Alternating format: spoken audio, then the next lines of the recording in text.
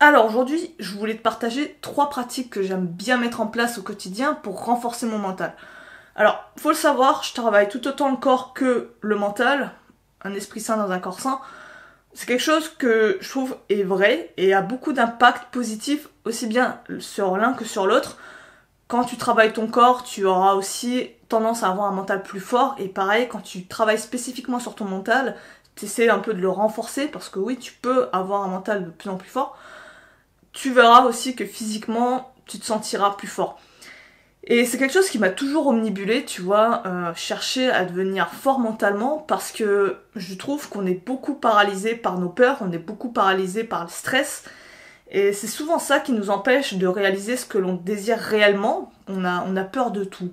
On a peur du regard des autres, on a peur de rater, de faire de l'échec, on a peur de perdre de l'argent. Enfin, tu vois, il y a plein de peurs qui est autour de tout ça. C'est ces peurs-là qui nous empêchent littéralement d'agir dans notre propre intérêt. Et savoir dompter ça, savoir regarder ça en face, te permet petit à petit à t'en affranchir. Alors, je te dis pas que tu n'auras plus jamais peur, mais tu arriveras en fait à aller au-delà de ça, à aller au-delà de cette émotion, tu t'entraîneras à être courageux. Je vais te partager 3 pratiques. La première, pour moi c'est la base, c'est celle qui est à l'origine de tous, c'est celle qui va vraiment t'aider, c'est un outil que tu peux avoir à tout moment, que tu peux utiliser dans n'importe quelle situation. Je t'invite même à profiter des moments de stress ou de peur qui peuvent arriver dans ta journée. Pour pratiquer cet exercice, pour pratiquer on va dire, cette méditation, tu verras en fait qu'elle va t'aider à dissoudre vraiment tes peurs. Mais avant ça, j'aimerais t'inviter à t'inscrire à la newsletter, si c'est pas déjà fait. Chaque semaine, je t'envoie un mail où je te partage différents conseils, aussi bien sur la muscu que sur mon lifestyle, sur la nutrition. Ça peut être vraiment sur tout, même la philosophie, ma philosophie. Enfin, tu vas rentrer un peu plus en détail dans ma façon de penser. C'est des choses que je partage pas forcément en vidéo, donc hésite pas à t'inscrire, c'est gratuit. Et aussi à me suivre sur Instagram si tu le désires. Donc, première pratique, c'est travailler la pleine conscience. Donc, travailler la pleine conscience, ça va être tout ce qui est méditation et tout, dans l'esprit des gens, c'est quelque chose d'assez ésotérique. Tu as toujours l'image du moine habillé avec sa toge orange, tu vois, et en position de lotus. Mais non, en fait, c'est quelque chose que tu n'as pas besoin de consacrer forcément 10 minutes à ne rien faire dans la journée. C'est ce que je t'encouragerais à faire personnellement, mais si tu n'as pas le temps, tu peux vraiment le pratiquer à tout moment. Dès que tu as un moment d'attente en fait, ou même pas forcément que tu aies de l'attente, l'idée en fait c'est juste de porter ton attention soit sur tes 5 sens, un de tes 5 sens, ou soit sur ton état intérieur, ton état émotionnel. Ainsi, en faisant ça, tu vas sortir ton attention de ton esprit, de ton mental. Tu es au volant de ta voiture, tu peux tout simplement te concentrer sur la sensation du volant dans les mains, sur le siège, comment il est moelleux. L'élément clé à pratiquer, c'est de ne pas étiqueter. C'est juste observer. Observer sans étiqueter. C'est quelque chose qui n'est pas évident pour beaucoup de gens.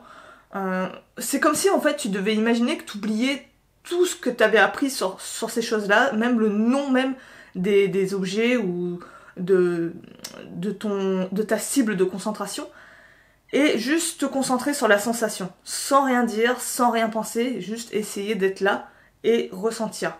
Et en faisant ça, tu vas voir qu'il y a une espèce de calme mental qui va commencer à venir, tu vas être de plus en plus apaisé, de plus en plus relâché, et ce qui est génial, c'est quand tu pratiques ça sur des émotions, et des émotions négatives en fait. Parce que souvent les émotions négatives, on a tendance à pas vouloir les regarder en face, à pas vouloir les observer. Et c'est une grave erreur. C'est comme vouloir mettre la poussière sous le tapis. En général, quand t'as un problème, quand t'as une situation, une pensée qui revient constamment, c'est souvent pour pointer le doigt sur un problème dans ta vie, quelque chose qu'il faut que tu résous. Et vouloir à tout prix ne pas le regarder en face, vouloir, voilà, chaque fois l'écarter, il va te revenir dans la tronche, mais encore plus gros que d'habitude, tu vois. Et là, ce que tu fais, c'est complètement paradoxal, mais tu vas observer. Pareil quand tu ressens de la peur, je sais pas, tu marches tout seul dans la rue, tu sens que t'as une crainte, t'as une peur, ça peut être la peur de te faire agresser, peu importe.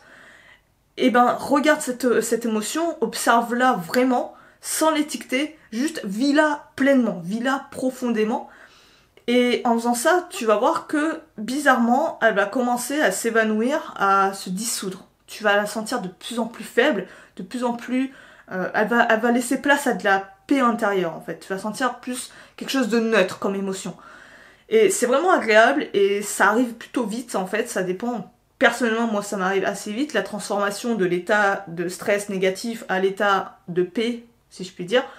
Mais c'est quelque chose de vraiment intéressant et vraiment contre-intuitif, mais je t'invite à pratiquer ça. Aussi, quelque chose que tu peux faire si, on va dire, ce côté te concentrer sur tes émotions ou sur des sensations n'est pas trop ton truc, c'est de te concentrer sur ta respiration. Il y a un exercice de respiration que j'aime bien faire, c'est le box breathing ou l'exercice de respiration en boîte, je crois qu'on pourrait traduire ça comme ça, où en gros, tu imagines où tu vas faire 3 secondes d'inspiration, 3 secondes tu maintiens ton souffle, 3 secondes d'expiration, 3 secondes tu maintiens ton souffle. Et tu fais ça X minutes, X fois, comme tu veux. Et en faisant ça, tu vas ressentir que, pareil, tu vas ressentir un calme, ça va un peu apaiser ton taux de cortisol, ça va diminuer ton rythme cardiaque, ça a vraiment un effet physiologique. Tu vas te sentir beaucoup plus détendu, c'est quelque chose que je t'encourage à faire, par exemple, avant d'aller au lit. C'est très apaisant, ça t'évite de t'endormir sur tes pensées et vraiment de plus te recentrer sur ton intérieur, sur tes sensations, et tu vas voir que tu vas mieux dormir comme ça. Deuxième pratique, c'est aller vers les choix les plus difficiles. Alors, ce conseil, je l'avais entendu dans une vidéo d'un gars que j'aime bien suivre, qui est très basé sur la spiritualité, mais il fait aussi des vidéos où il parle de concret, tu vois, de développement personnel et de comment atteindre ses objectifs dans le monde du dur, tu vois, et ce conseil-là, je le trouvais très pertinent. En gros, il te conseillait, quand tu avais un choix, de toujours faire le choix le plus difficile, le plus inconfortable. Son conseil, c'est ça, c'est aller vers l'inconfort plutôt que le confort. Par exemple, t'as le choix entre une douche chaude et une douche froide. Choisis la douche froide. Pourquoi ? Parce qu'elle va t'apporter des bénéfices plus importants sur le long terme. Ça va te permettre de renforcer ton autodiscipline, de renforcer ton système immunitaire, ça peut revigorer ta peau, enfin t'as plein d'effets bénéfiques. Quand tu ressors d'une douche froide, t'as une sensation d'accomplissement, t'as plein de choses qu'une douche chaude ne t'apporte pas, tout simplement parce que c'est un plaisir immédiat, tu vois. C'est plaisir immédiat versus plaisir différé, on est là aussi là-dedans. Ça peut être prendre l'ascenseur et prendre l'escalier. Prendre l'escalier t'apporte de meilleurs bénéfices sur la santé, pourtant c'est plus inconfortable, c'est plus désagréable. Dès qu'en fait t'as une situation, un moment de frustration dans un choix, choisis justement ce choix qui est gênant, ce choix qui est pas plaisant. Tu vois, comme se lever, par exemple t'as ton réveil qui sonne, se lever le matin, t'as le choix entre... retarder ton alarme ou te lever immédiatement. Te lever immédiatement, c'est beaucoup moins confortable que repousser son alarme, tu vois. Il y a plein de petits choix comme ça dans ta vie quotidienne que tu peux faire, comme aller à la salle ou aller dans un bar le soir, tu vois. Choisir entre un repas sain ou choisir un repas, un fast-food plus facile à préparer, voire même tu peux directement te le faire livrer, alors qu'un repas sain, t'es obligé non seulement de le préparer, non seulement au niveau du goût, ça peut être plus ou moins... c'est moins excitant en général qu'un fast-food. Donc, dans ta vie, t'as toujours plein de choix, et dis-toi à chaque fois, au maximum, de choisir le plaisir différé contre le plaisir immédiat, parce que tu vas en tirer un plus gros bénéfice sur le long terme. Je te dis pas de te transformer en robot et de plus du tout choisir de plaisir immédiat. Tu peux tout à fait le faire, mais que ce soit des exceptions, tu vois, comme des petites récompenses. Une récompense, c'est pas tous les jours. Une récompense, c'est de temps en temps. Un cadeau d'anniversaire, c'est pas tous les jours, c'est une fois dans l'année. Pareil pour Noël. Et c'est ça, en fait, qui fait que on adore recevoir des cadeaux, parce que c'est pas quelque chose de quotidien, c'est quelque chose d'assez rare, tu vois. C'est une exception. C'est d'autant plus de plaisir qu'on prend quand on le reçoit. C'est pareil, quand tu prends X douche froide et qu'un jour tu te dis « Ah, vas-y, cette fois-ci, je me prépare un petit cadeau, je me fais une douche chaude », je peux te dire que ta douche chaude, tu vas vraiment la savourer. Dernière pratique, c'est d'apprendre à être bien même en étant seul.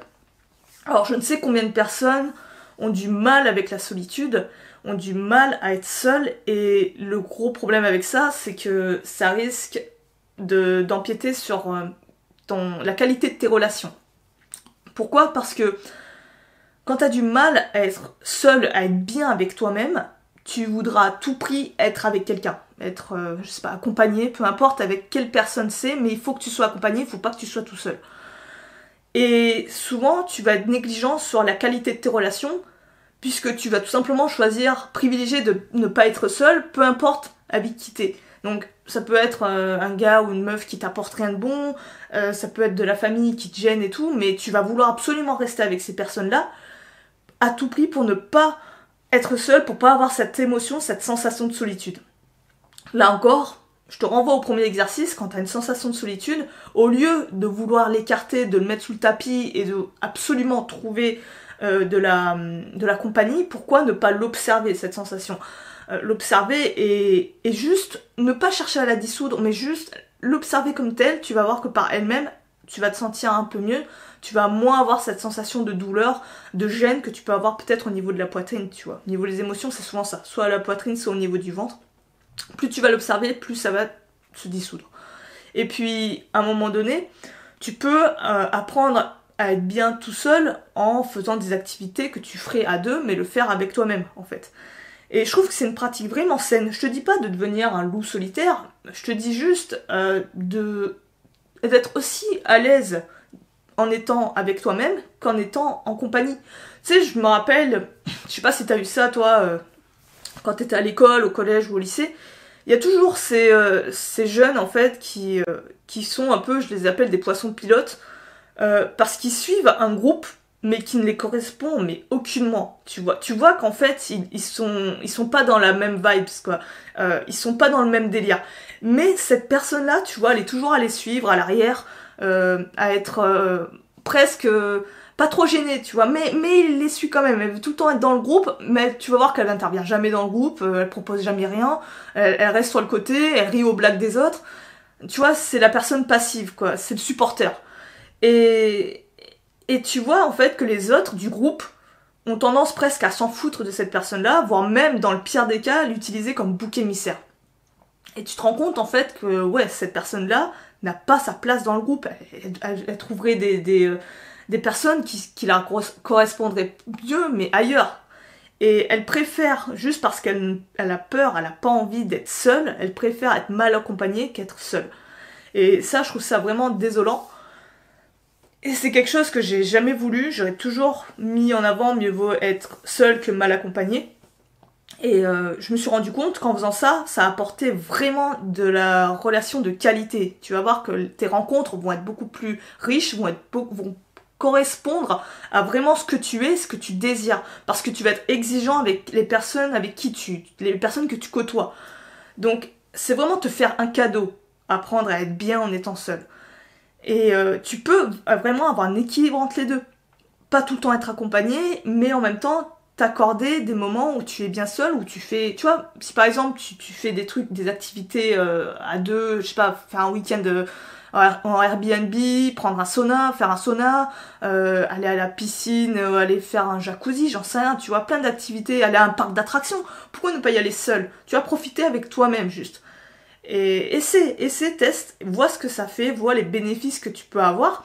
Plus tu fais ça, plus tu vas voir que tu vas être bien, t'arriveras à être heureux rien qu'avec toi-même. C'est quelque chose qui est cool en fait.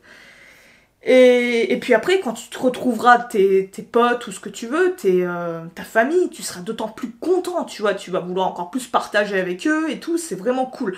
Moi par exemple, je suis rarement seule, je suis vraiment rarement seule. Mais je me consacre, j'essaie au maximum d'avoir des moments où je suis rien qu'avec moi-même, où ça me permet d'être beaucoup plus productive, de plus me concentrer, ça me permet aussi quand je fais des activités de vraiment faire ce que j'ai envie sans qu'il y ait quelqu'un qui m'arrête ou sans qu'il y ait quelqu'un qui n'interfère.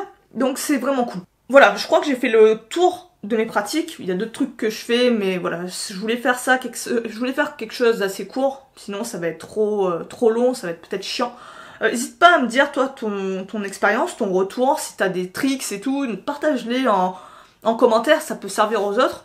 Et sur ce, moi je vais te laisser là-dessus, si tu veux d'autres vidéos de ce style-là, n'hésite pas à me le faire savoir, et je te dis à la prochaine, à plus.